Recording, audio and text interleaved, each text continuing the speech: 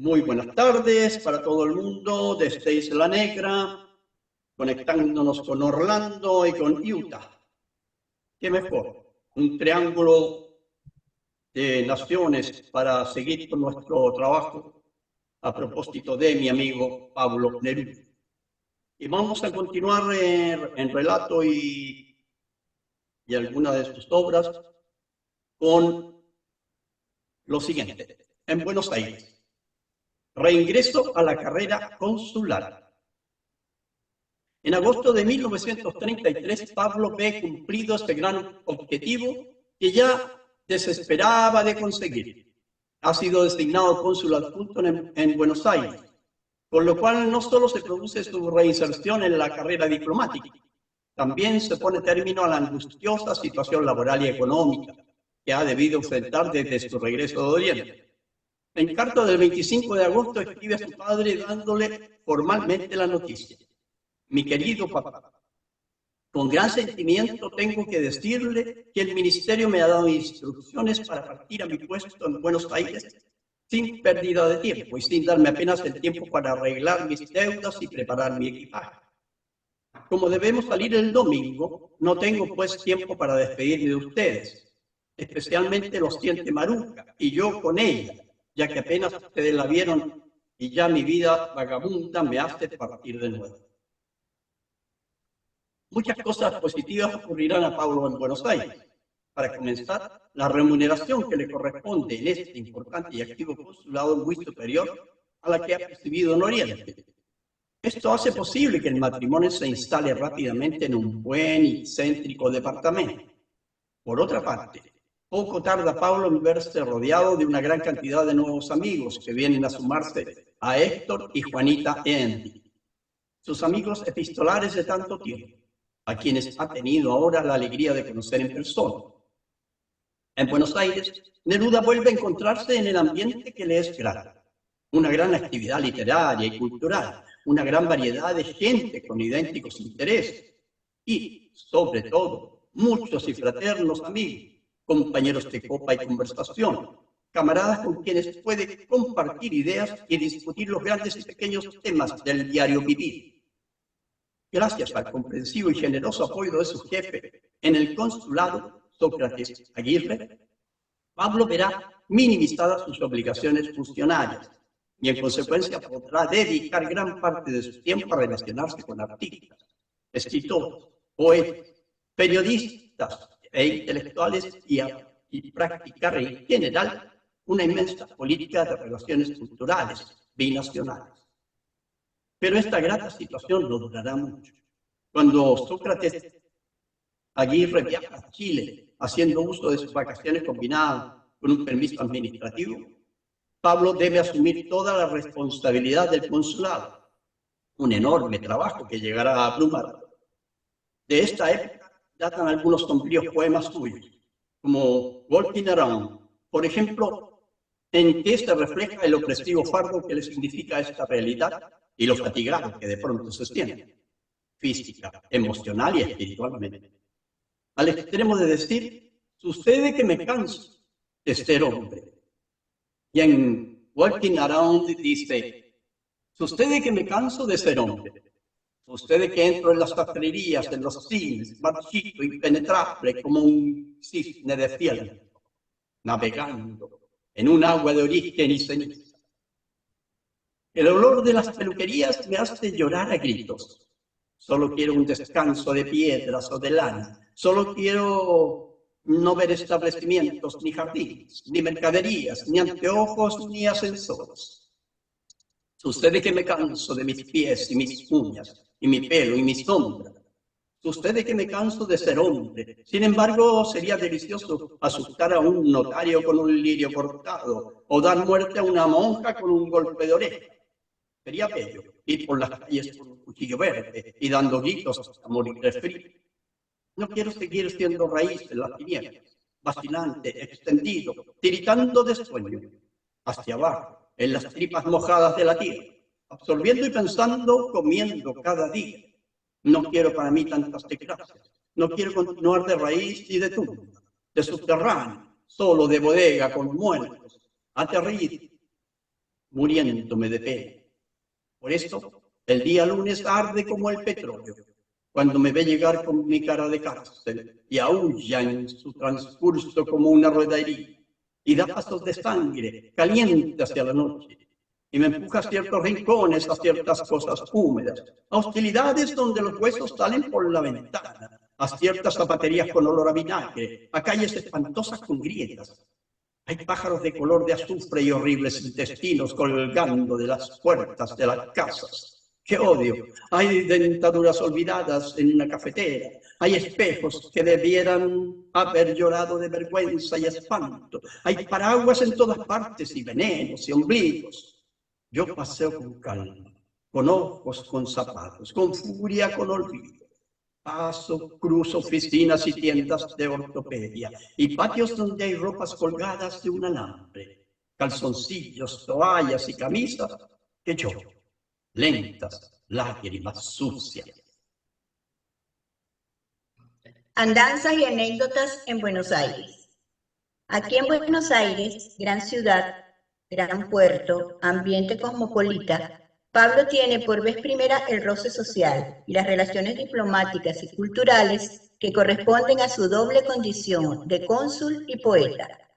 Por primera vez cuenta también con ingresos que le permiten moverse con cierta soltura en este ambiente, cuidar su ropa, retribuir atenciones. Poco o nada de esto había ocurrido en sus consulados de Oriente, excepto por el breve tiempo en el de Java. Rápidamente asimilado al agitado ambiente social y cultural de Buenos Aires, tal parece que los días de Pablo se han hecho súbitamente más cortos y que las noches, en esto no hay duda, no duran ya lo suficiente. Son muchas las invitaciones y compromisos. El círculo de amigas y amigos se extiende progresivamente, tal como ocurre en París o en Madrid. Existen en Buenos Aires varios círculos de amigos que tienen la costumbre de realizar periódicos encuentros en que lo social y lo cultural van de la mano. A este respecto, Neruda nota: existían en Buenos Aires en aquel entonces dos tertulias que se acaparaban la intelectualidad de la época. Una aristocrática, encabezada por Victorio Campo, y la otra más popular, que dirigía la señora Rojas Paz, a quien todos conocían como la rubia Rojas Paz. Neruda y Maruca son invitados a ambas tertulias, pero Pablo no tardará en demostrar mayor afinidad con la que llama tertulia popular, e iniciará con el escritor Pablo Rojas Paz y su mujer, la rubia, una gran y sólida amistad. Es en estas reuniones donde conoce a la gran mayoría de sus nuevos amigos, entre los cuales figuran Raúl González Tuñón, Oliverio Girondo, González Carballo, Nora Lange, Amparo Mom y tantos otros. Sin embargo, Pablo no ha perdido el gusto y el hábito de entrar en un bar cualquiera con uno o varios de sus amigos escritores, para dar curso a una bien regada conversación que se extenderá noche adentro. Del anecdotario de este tiempo ha quedado el recuerdo de una noche compartida con Oliverio Girondo, un poeta extravagante y millonario. Ya de madrugada salen los dos poetas a la calle justo a tiempo para ver a un repartidor de leche iniciando su trabajo. ¿Qué te parece si ayudamos a repartir la leche?, preguntó Oliverio a Pablo. En un 2x3, los dos poetas deciden convertirse en repartidores de leche. Y después de que Oliverio negocia la compra de toda la mercadería y el derecho a repartirla, el millonario y el cónsul toman prestados carretela y caballo, suben al pescante y continúan el reparto, ante el asombro de las dueñas de casas, que se ven atendidas por estos dos nuevos repartidores, un tanto torpes, que se afanan midiendo y entregando su mercadería ante la socarrona y un tanto preocupada mirada del legítimo lechero. En Buenos Aires conoció a un escritor argentino muy excéntrico que se llamaba o se llama Omar Vignole. No sé si vive aún. Era un hombre grandote, con un grueso bastón en la mano. Una vez, en un restaurante del centro donde me había invitado a comer, ya junto a la mesa se dirigió a mí con un ademán oferente y me dijo con voz estentórea que se escuchó en toda la sala repleta de parroquianos. «Sentate, Omar Viñole». Me senté con cierta incomodidad y le pregunté de inmediato, «¿Por qué me llamas Omar Viñole, a sabiendas de que tú eres Omar Viñole y yo Pablo Neruda?» «Sí», me respondió, «pero en este restaurante hay muchos que solo me conocen de nombre, y como varios de ellos me quieren dar una paliza, yo prefiero que te la den a ti». Este Viñole había sido agrónomo en una provincia argentina y de allá se trajo una vaca con la cual trabó una amistad entrañable. Paseaba por todo Buenos Aires con su vaca, tirándola de una cuerda. Por entonces publicó algunos de sus libros que siempre tenían títulos alusivos: Lo que piensa la vaca, Mi vaca y yo, etcétera, etcétera.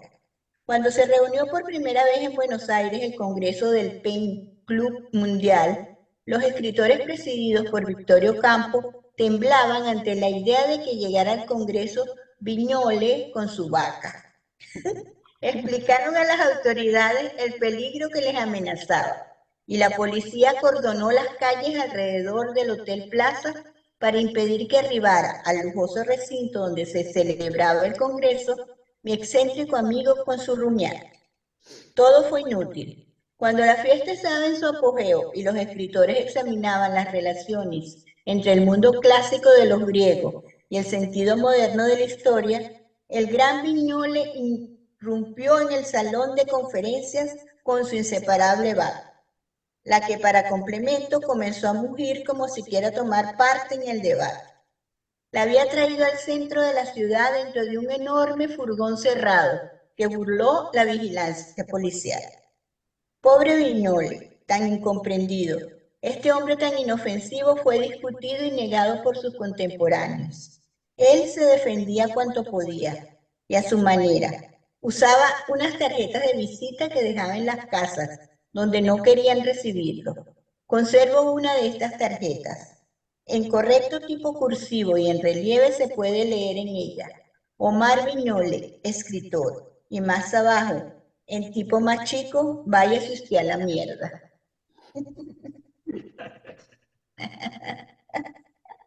Sencillito. Mara. Feliz encuentro de dos poetas, Pablo conoce a Federico. 2 meses después de la llegada de Neruda a Buenos Aires, desembarca aquí el gran poeta español Federico García Lorca, que viene a presenciar la puesta en escena de su pieza Bodas de Sangre, de grande y clamoroso éxito en España. Como era de esperar, poco tarda la pareja Rojas Paz en organizar un homenaje de bienvenida al poeta y dramaturgo hispano, al cual por supuesto está invitado Neruda. Es así como se produce el primer encuentro de los dos poetas y el comienzo de una entrañable amistad. Examinando la trayectoria de ambos escritores, podríamos concluir que Neruda, con 29 años, y García Lorca, con 34, han conquistado ya hacia 1933 una buena dosis de fama y notoriedad con su trabajo poético. Neruda llevaba publicados 7 libros: Crepusculario, 1923, 20 poemas de amor y una canción desesperada, 1924, El habitante y su esperanza, 1926, Anillos en colaboración con Tomás Lago, 1926, Tentativa del hombre infinito, 1926, y acababa de publicar en este año, 1933, 2 nuevas obras: El hondero entusiasta y la primera parte de Residencia en la Tierra. Por su parte, Federico García Lorca tenía publicados varios libros y se habían estrenado 3 de sus obras. Entre los libros figuraban Impresiones y paisajes, de 1918, Libro de poemas, 1921, Canciones, 1927, Romancero gitano, 1928. Entre las piezas teatrales, la primera en obtener éxito fue Mariana Pineda, de 1927, seguida en 1930 por La zapatera prodigiosa, a la cual siguió el gran suceso de Bodas de Sangre en 1933. A partir de la primera reunión en la casa de la Rubia, tanto Federico como Pablo caen en un torbellino de actividades sociales y culturales que llegan a causarles una sensación de acoso. Según refiere Neruda, y cito, La rubia era un gran personaje de la época, una extraordinaria activista del mundo literario y artístico, una verdadera tirana con los artistas, pero una exquisita tirana. Un ejemplo. Llamaba a Federico muy temprano en la mañana por teléfono y le fijaba el programa de todo el día. A las 10 le decía, tienes que ir conmigo a un festival de poesía juvenil. A las 12 almorzarás en mi casa. A las 6 iremos tú, Pablo y yo a la casa del escritor, tal, que hace una pequeña recepción en honor de ustedes. En la noche, después que comamos, iremos al estreno de la obra cual. Después de intentar vanamente de huir de este cerco de gentilezas y atenciones, los dos poetas se declaran vencidos y aceptan su condición de vasallos de la rubia. Pero mucho más son los que desean festejar a los dos poetas. Y es así como se produce una memorable invitación del millonario Natalio Botana, propietario del popular diario Crítica, una recepción que Pablo calificará de faraónica y en la cual Federico será testigo y celestino de una inesperada aventura galante de su amigo Pablo. Y cito, nos levantamos después de comer junto con la poetisa y con Federico, que todo lo celebraba y todo lo reía. Nos alejamos hacia la piscina iluminada. García Lorca iba adelante y no dejaba de reír y de hablar. Estaba feliz. Esa era su costumbre, la felicidad era su piel. Dominando la piscina luminosa, se levantaba una alta torre. Su blancura de cal fosforecía bajo las luces nocturnas. Subimos lentamente hasta el mirador más alto de la torre. Arriba los tres poetas de diferentes estilos nos quedamos separados del mundo. El ojo azul de la piscina brillaba desde abajo. Más lejos se oían las guitarras y las canciones de la fiesta. La noche encima de nosotros estaba tan cercana y estrellada que parecía atrapar nuestras cabezas sumergidas en su profundidad. Tomé en mis brazos a la muchacha alta y dorada y al besarla me di cuenta de que era una mujer carnal y compacta, hecha y derecha. Ante la sorpresa de Federico, nos tendimos en el suelo del mirador y ya comenzaba yo a desvestirla cuando advertí sobre y cerca de nosotros los ojos desmesurados de Federico, que nos miraba sin atreverse a creer lo que estaba pasando. «Largo de aquí, ándate, y cuida de que no suba nadie por la escalera», le grité. Mientras el sacrificio al cielo estrellado y Afrodita nocturna se consumaba en lo alto de la torre, Federico corrió alegremente a cumplir su misión de celestino y centinela, pero con tal apresuramiento y tan mala fortuna que rodó por los escalones oscuros de la torre. Tuvimos que auxiliarlo, mi amiga y yo, con muchas dificultades. La cojera le duró 15 días. Fragmento del poema Material nupcial. De pie como un cerezo, sin cáscara ni flores, especial, encendido, con venas y saliva, y dedos y testículos, miro una niña de papel y luna, horizontal, temblando y respirando y blanca, y sus pezones como dos cifras separadas, y la rosal reunión de sus piernas, en donde su sexo de pestañas nocturnas parpadea. La inundaré de amapolas y relámpagos, la envolveré en rodillas, en labios, en agujas, la entraré con pulgadas de epidermis, llorando y presiones de crimen y pelos empapados. Fin de fragmento. Entonces, desde aquí nos vamos al discurso de Limón. Este episodio comienza cuando los escritores argentinos deciden efectuar un homenaje conjunto a los dos ilustres poetas extranjeros que están de paso en Buenos Aires. Existe consenso más o menos generalizado de que la presencia simultánea en Buenos Aires de Neruda y García Lorca merece ser conmemorada en debida forma. Es así como el auspicio oficial del Pen Club argentino se convoca a un gran banquete a efectuarse en uno de los más importantes hoteles de la ciudad. Sin embargo, no todo el mundo literario bonaerense estaba igualmente entusiasmado. No faltaban por ahí los que detestaban a Federico, los que no podían ver a Neruda.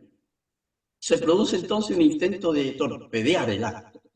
El propio Neruda nos lo cuenta. Dice, ¿cómo había interés de asistir al banquete que nos ofrecía el Pen Club en el Hotel Plaza a Federico y a mí? Alguien hizo funcionar los teléfonos todo el día para notificar que el homenaje se había suspendido.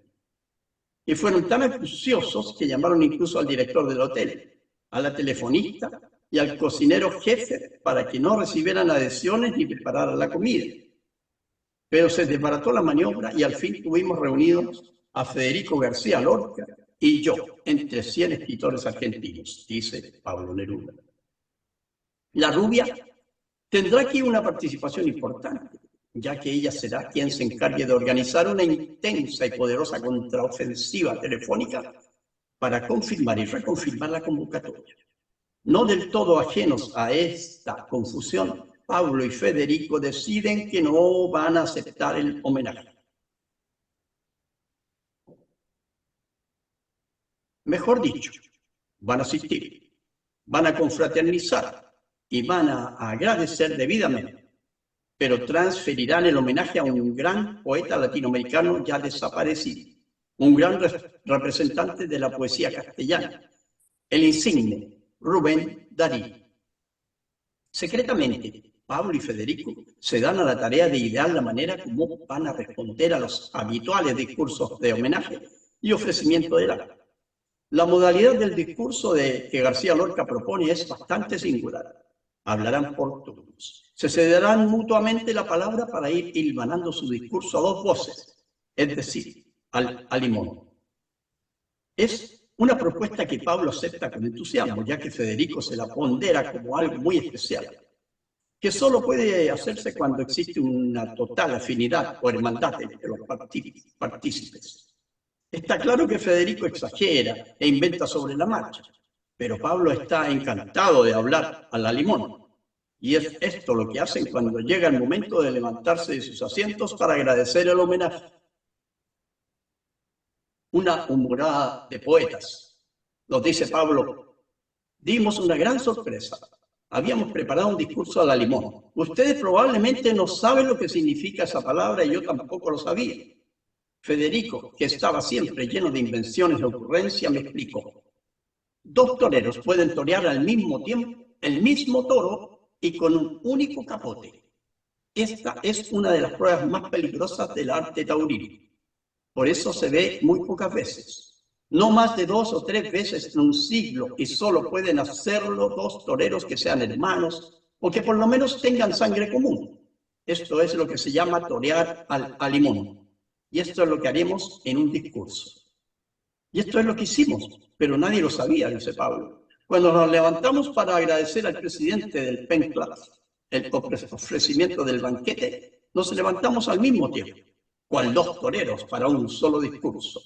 Como la comida era en mesitas separadas, Federico estaba en una punta y yo en la otra. De modo que la gente por un lado me tiraba a mí de la chaqueta para que me sentara, creyendo en una equivocación, y por el otro lado hacían lo mismo con Federico.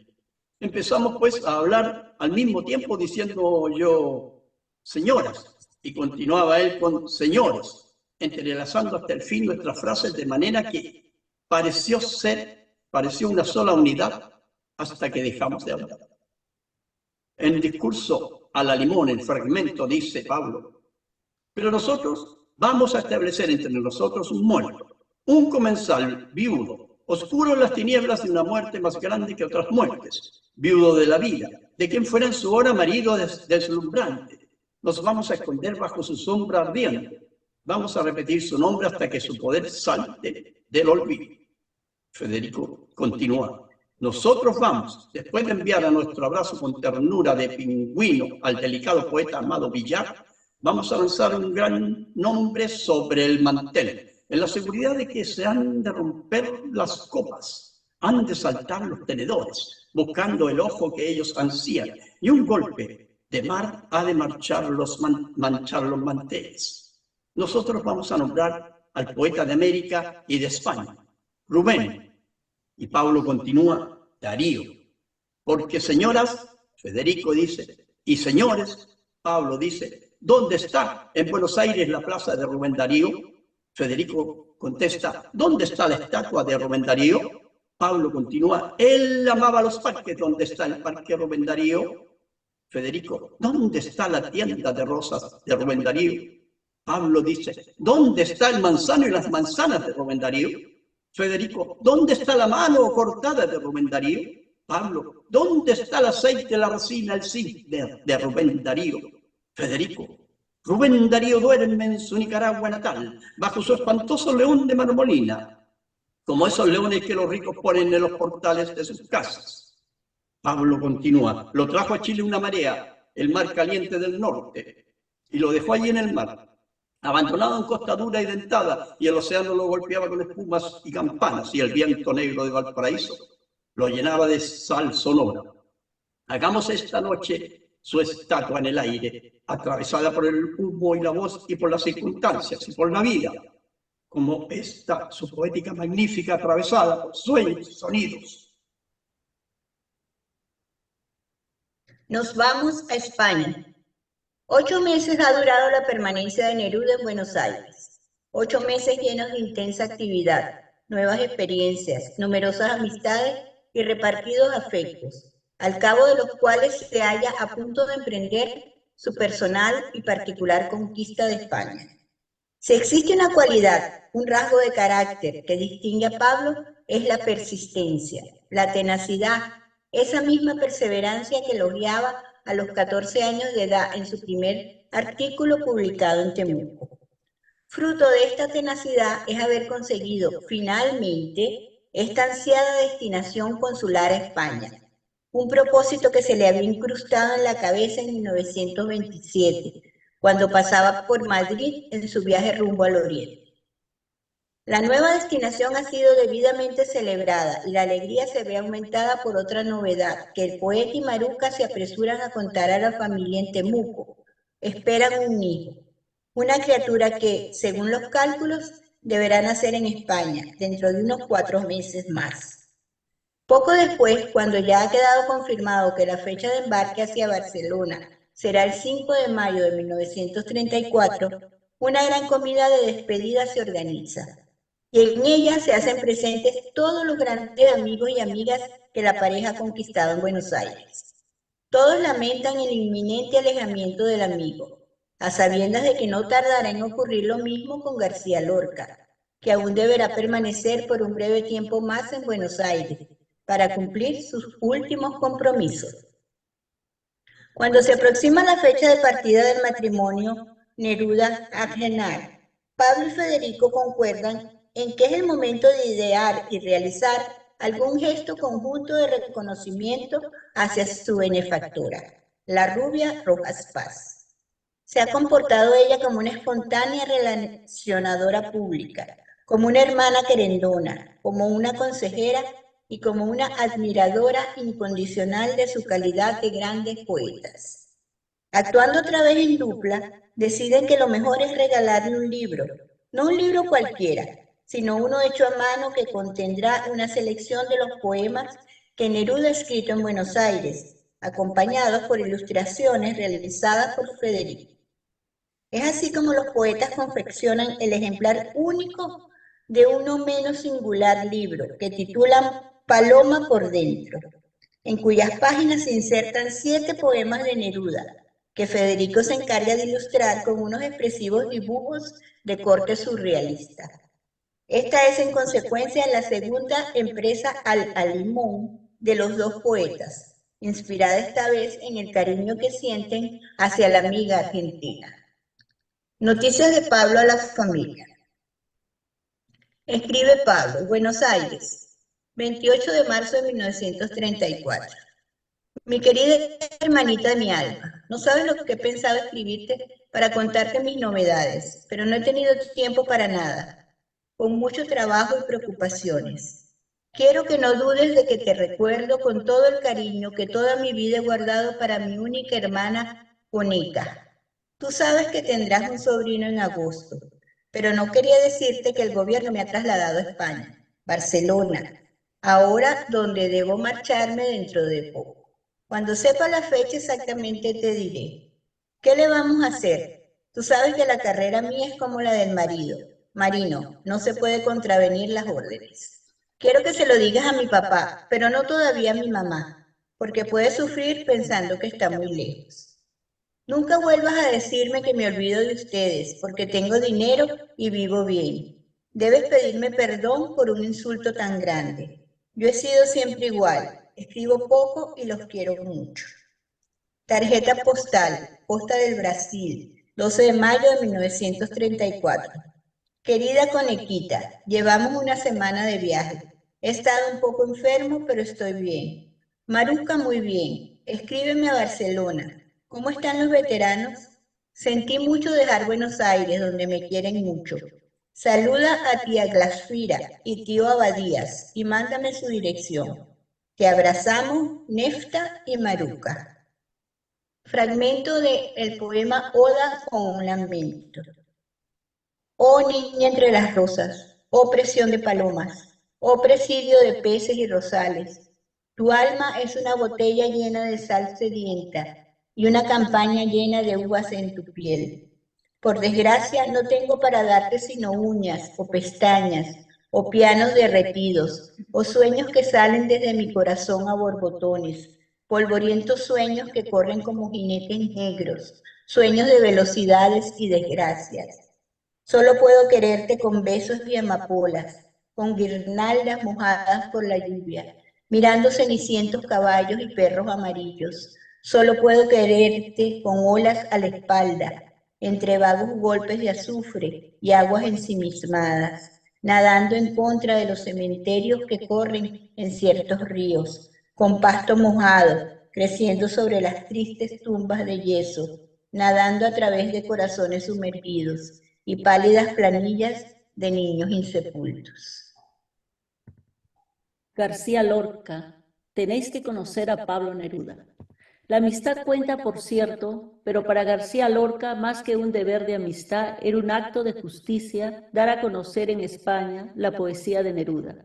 Tan pronto Pablo queda instalado en Madrid, Federico se moviliza para establecer los contactos que faciliten su encuentro con otros grandes poetas hispanos.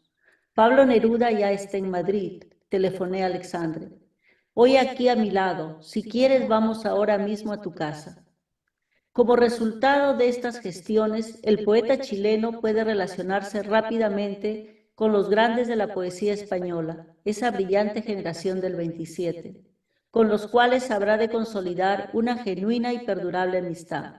Ampliando sus esfuerzos divulgadores, Federico organiza también un recital en la Universidad de Madrid. Será algo así como un ingreso al mundo cultural hispano, explica Federico. Una buena oportunidad para que Neruda dé a conocer su persona y su poesía. Por añadidura, le dice, él mismo escribirá un texto de presentación para que todos queden sabiendo la alta dimensión de su poesía.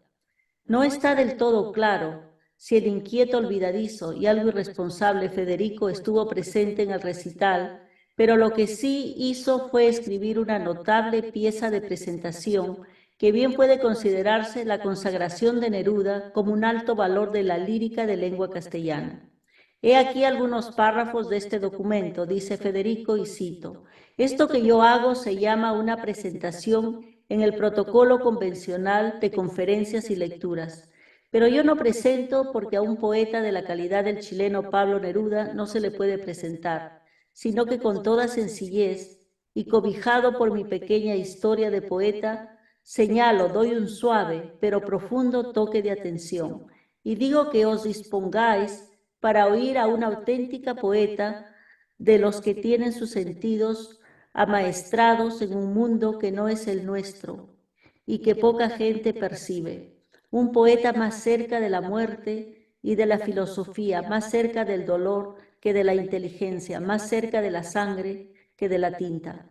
Un poeta lleno de voces misteriosas que afortunadamente él mismo no sabe descifrar, de un hombre verdadero que ya sabe que el junco y la golondrina son más eternos que la mejilla dura de la estatua. Yo os aconsejo ir con atención a este gran poeta y tratar de conmoverse con él cada uno a su manera. La poesía requiere una larga iniciación, como cualquier deporte, pero hay en la verdadera poesía un perfume, un acento, un rasgo luminoso que todas las criaturas pueden percibir, y ojalá os sirva para nutrir ese grano de locura que todos llevamos dentro, que muchos matan para colocarse el odioso monóculo de la pedantería libresca y sin el cual es imprudente vivir. ¡Qué poeta! Nunca he visto reunidos como en él la gracia y el genio, el corazón alado y la cascada cristalina. Federico García Lorca era el duende derrochador, la alegría centrífuga que recogía en su seno e irradiaba como un planeta de felicidad de vivir, ingenuo y comediante, cósmico y provinciano, músico singular, espléndido mimo. Espantadizo y supersticioso, radiante y gentil, era una especie de resumen de las edades de España.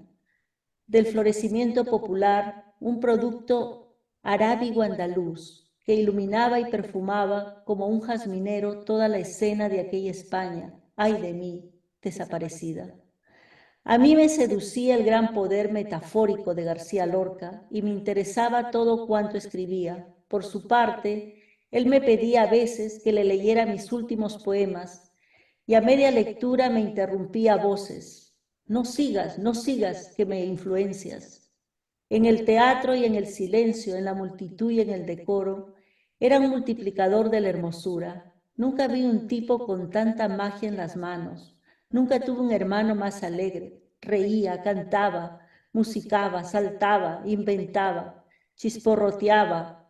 Pobrecillo, tenía todos los dones del mundo, y así como fue un trabajador de oro, un abejón colmenar de la gran poesía, era un manirroto de su ingenio. Escúchame, decía, tomándome de un brazo, ¿ves esa ventana? ¿No la hallas chorpatélica? ¿Y qué significa chorpatélico? Yo tampoco lo sé, pero hay que darse cuenta de lo que es o no es chorpatélico. De otra manera, uno está perdido. Mira ese perro, ¿qué chorpatélico es? Excelente, excelente. El gran Neruda. Uh-huh. Y el gran Lorca. Pues, Los dos, sí. sí. No, muy interesante su poesía, me llamó mucho la atención el poema que leyó Alfred al principio, ¿no? Walking Around. Sí, Un poema excelente, básicamente. claro, yo decía que, bueno, García Lorca era mágico realmente, ¿ah? Era mágico. Y hasta su muerte, que fue terrible, era pura magia. No, Al final, ese espíritu quedó sembrado para siempre. Y claro, Pablo Neruda se dio cuenta de ello totalmente, pero en lo poco y nada que estuvo junto a Federico. Claro, eran una dupla excelente, realmente. Y una amistad que... Siempre hay que se compenetran y pueden hacer cosas increíbles. ¡Qué fantástico!